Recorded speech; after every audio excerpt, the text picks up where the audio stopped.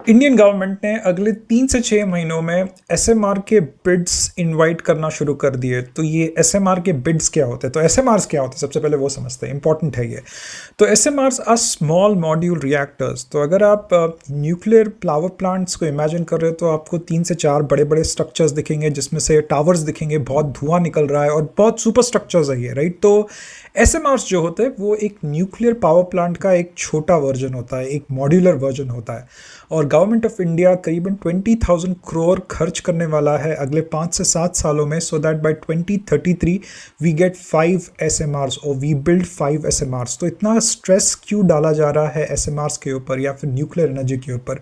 और ये nuclear energy का काम क्या है? तो न्यूक्लियर एनर्जी का काम बेसिकली इलेक्ट्रिफिकेशन है। पावर जनरेट करने के लिए न्यूक्लियर पावर प्लांट्स लगाए जा रहे हैं।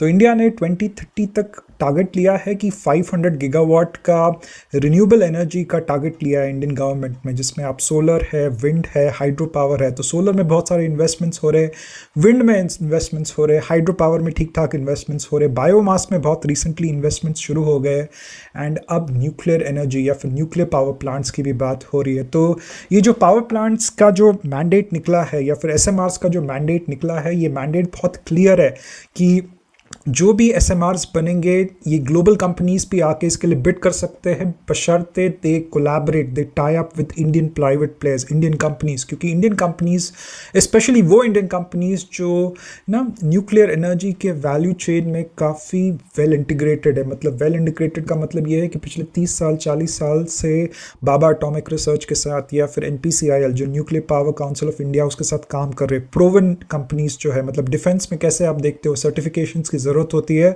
इन order to work with DRDO, उसी प्रकार न्यूक्लियर एनर्जी में आपको the right certification, proven track record is very very important. तो न्यूक्लियर एनर्जी का वैल्यू चेन काफ़ी सिंपल है। आपको ना माइनिंग करना पड़ता है यूरेनियम ओर्स के लिए। तो जिस तरह आप स्टील बनाते तो आयरन ओर्स की ज़रूरत होती है, उसी प्रकार आप जब न्यूक्लियर एनर्जी बनाते हैं तो आपको यूरेनियम ओर्स की ज़रूरत होती है। तो यूरेनियम ओर्स को एक्सट्रैक्ट किया जाता है, उसको अच्छे से एनरिच किया जाता है ताकि आपको यूरेनियम मिले। एनरिचमेंट प्रोसेस जो होता है मतलब थोड़ा उसको अपग्रेड किया जाता है ताकि आपको यूरेनियम मिले। अब इंडिया का सीन ये है कि 60% of the uranium that we use we imported from countries like Uzbekistan, Kazakhstan, Russia and Australia.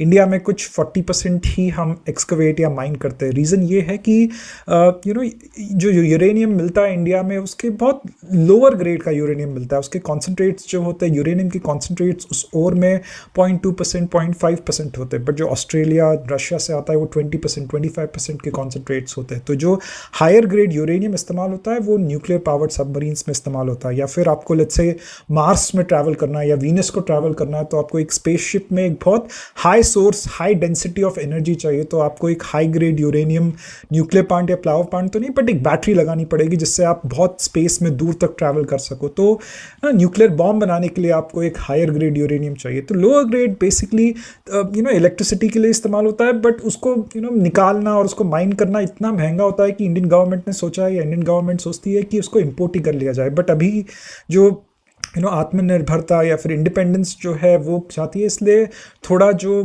Companies like coal India जो या जीएमडीसी या एनएमडीसी उनको कहा गया कि आप लोग जाके ढूंढिए आपको कहीं यूरेनियम मिलता है या नहीं, ताकि हम और कंट्रीज़ के ऊपर ज़्यादा डिपेंडेंट रहे, आगे जाके नहीं रहे। तो coming to the value chain of uranium, तो ये यूरेनियम ओर्स को निकाला जाता है, उनको एनरिच किया जाता है और फिर उसके बाद बड़े बड़े वेसल्स जो बोलते हैं ना, मॉड्यूलर्स होते हैं, वेसल्स होते हैं, पंप्स होते हैं, जो भी कैपिटल गुड्स जो सप्लाई करते हैं, वैसे बड़े बड़े जो बर्तन होते हैं उनमें ये रिएक्टर्स में एक तरह से डाला जाता है या फिर पास किया जाता है। न्यूक्लियर एनर्जी वहाँ पे बनाई जाती है और फिर उसको पावर प्लांट्स में या फिर पावर में ट्रांसफॉर्म किया जाता है। तो जो कंपनीज हम डिस्कस करेंगे, फर्स्ट कंपनी जैसे हम डिस्कस करेंगे वो है एमटार टेक्नोलॉजीज। करीबन 15,000 करोड़ का मार्केट कैपिटलाइजेशन है, 3x हो चुका है स्टॉक सितंबर 2025 से।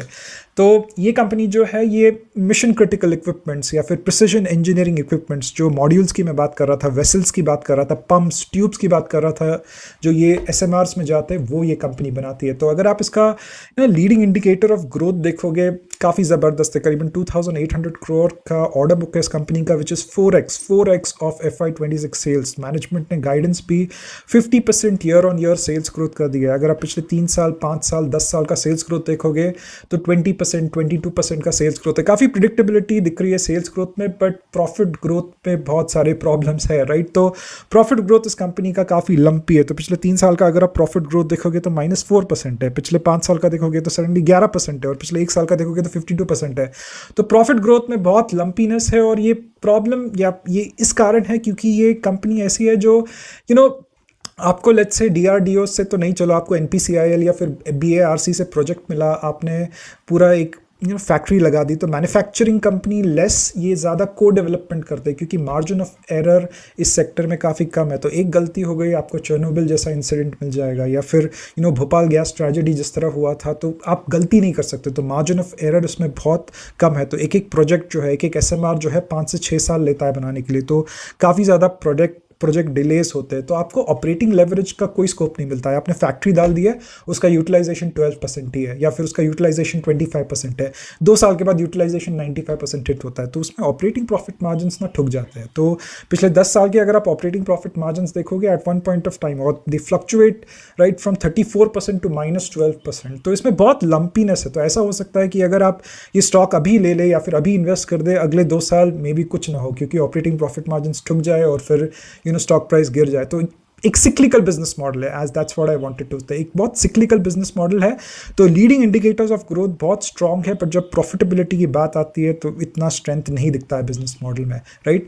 दूसरा एक इंपॉर्टेंट पैरामीटर है कैश फ्लो। तो इस कंपनी के कैश फ्लो में भी बहुत लंपीनेस है। तो मतलब लेट्स से 2022 में कंपनी ने प्रॉफिट 100 रुपये के दिखाए थे और कैश फ्लोज 90 रुपये के आए थे, तो एक 90% cash flow, profit to cash flow conversion है।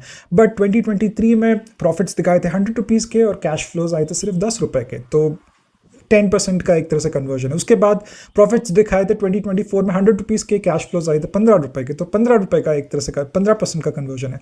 तो बहुत लंपीनेस है कैश फ्लोज में, क्योंकि ये एक B2B बिजनेस मॉडल है, एक B2G मतलब गवर्नमेंट्स के साथ काम करते हैं और क्लाइंट्स बहुत कॉन्सेंट्रेटेड है। जैसे ये कंपनी सिर्फ ब्लूम एनर्जी के साथ 60% बिजनेस आता है। यूएस का एक प्लेयर है ब्लूम एनर्जी, जो ग्रीन हाइड्रोजन को इस्तेमाल करके इलेक्ट्रिसिटी बनाता है, राइट। और बहुत ज़्यादा कॉन्सेंट्रेशन ऑफ क्लाइंट्स है, और एक एक प्रोजेक्ट डिले बहुत हो सकता है, मतलब प्रोजेक्ट का एक माइलस्टोन बेस्ड पेमेंट्स होता है, जिसकी वजह से कैश फ्लोज का बहुत ज़्यादा प्रॉब्लम है। अगर वर्किंग कैपिटल अगर आप देखोगे तो 250 डेज का वर्किंग कैपिटल है। पहले जो पिछले साल का वर्किंग कैपिटल डेज था 176 था, तो मतलब इसका क्या है, तो पहले जो 176 डेज के लिए पैसा फंसता था, अब 250 डेज के लिए पैसा फंसता है। तो इसकी वजह से आपका ROC देखोगे इस बिजनेस का, ROC is nothing but EBIT by capital employed. तो अगर ज़्यादा वक्त के लिए कैपिटल फंसेगा तो ऑब्वियसली आपका ROC भी खराब होगा। तो ROC is less than 10%। ROE देखोगे तो इट्स लेस देन 10%। क्यों ROE कम है, तो अगर आप बेसिक डुपॉन्ट करोगे यहाँ पे, तो नेट प्रॉफिटेबिलिटी करीबन 8-9% की, ऑपरेटिंग प्रॉफिट मार्जिन इतना फ्लक्चुएट करता है, फिर इंटरेस्ट कॉस्ट है, उसके बाद डेप्रिसिएशन लग के आपको नेट प्रॉफिटेबिलिटी मार्जिन आता है which is less than 10%। Asset turns are less than 1% और asset turns is less than 1। इसका मतलब क्या है, इसका मतलब वही चीज़ जो मैंने डिस्कस की कि आपने प्लांट लगा दिया, आपका यूटिलाइजेशन जो है वो 10% है या 15% है, मतलब आप द फिक्स्ड एसेट्स में इन्वेस्ट कर दिया आपने, बट आपके सेल्स उस साल के नहीं आ रहे, तो asset turns are really poor.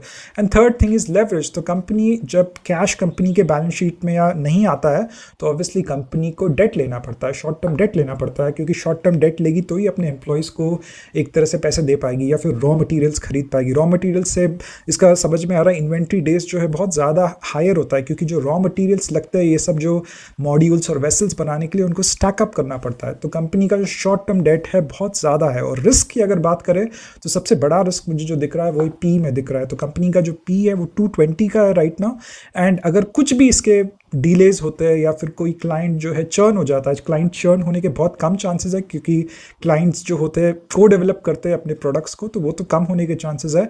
But कोई भी विपदा आ जाती है, जैसे जियोपॉलिटिकल इवेंट हुआ है जिसकी वजह से रॉ मटेरियल्स मिलना बहुत मुश्किल आ गए, तो अगले 1 साल 2 साल में इसका जो है सेल्स आ जाएंगे over a period of next 2 to 3 years, but not necessarily in the next 6 months, 8 months, 1 year। तो फिसल सकता है P, मतलब अगर कुछ भी गलती हो गई, कुछ भी देरी हो गई, तो 220 के P से स्टॉक फिसल सकता है। तो थोड़ा रिस्क जो है वो ज़्यादा है। तो ग्रोथ पॉइंट ऑफ व्यू से काफ़ी सॉलिड लग रही है कंपनी, कैश फ्लो पॉइंट से कमज़ोर लग रही है, और रिस्क काफ़ी क्लियर कट दिख रहा है। तो ये एक तरह से फंडामेंटल एनालिसिस था एमटार का।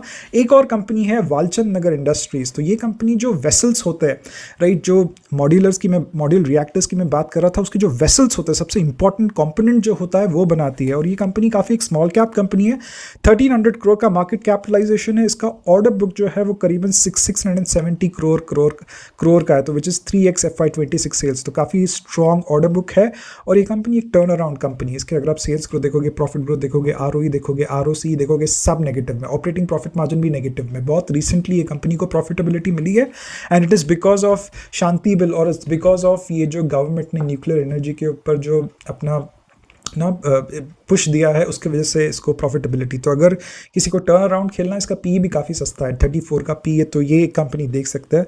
तीसरी एक कंपनी काफ़ी स्टेबल कंपनी, वो है किर्लोस्कर ब्रदर्स। तो ये कंपनी पंप्स बनाती है। तो इरिगेशन पंप्स जैसे होते हैं, तो आपको न्यूक्लियर एनर्जी में भी जो वेसल्स लगते हैं, रिएक्टर्स लगते हैं, उसमें पंप चाहिए होते हैं। करीबन 100 साल पुरानी कंपनी है। ये कंपनी का ROE ROC सबसे ज़्यादा है, 20 से ज़्यादा ROE है, 20 से ज़्यादा ROC है। तो ये काफ़ी एक स्टेबल कंपनी है। इसका लीडिंग इंडिकेटर ऑफ ग्रोथ कमजोर है, तो इसका order book 0.5x FY26 sales. But अगर किसी को स्टेबिलिटी चाहिए, this is one of the 4 global companies which provides pumps for nuclear reactors. तो ये कंपनी का एक डिफरेंशिएटेड एडवांटेज है, या फिर एक competitive advantage. These are 3 companies which you can look at. Thank you very much for your